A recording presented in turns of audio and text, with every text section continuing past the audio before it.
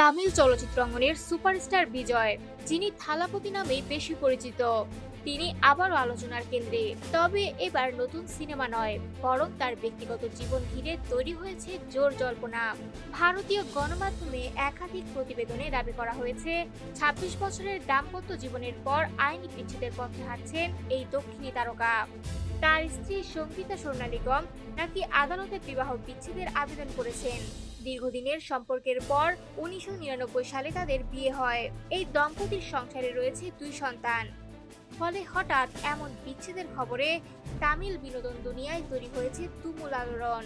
এদিকে বিচ্ছেদের কারণ নিয়েও চলছে নানা গুঞ্জন।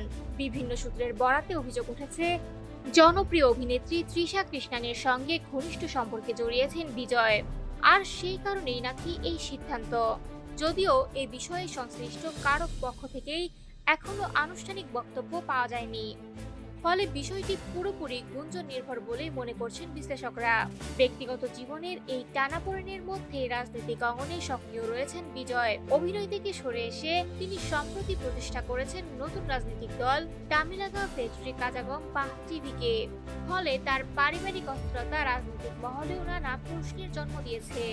মামলাটি ইতিমধ্যে আদালতে উঠেছে এবং আগামী ২০ এপ্রিল পরবর্তী শুনানির দিন ধার্য রয়েছে। তবে এখনো পর্যন্ত কোনো পক্ষ আনুষ্ঠানিকভাবে বিচ্ছেদের বিষয়টি নিশ্চিত করেনি।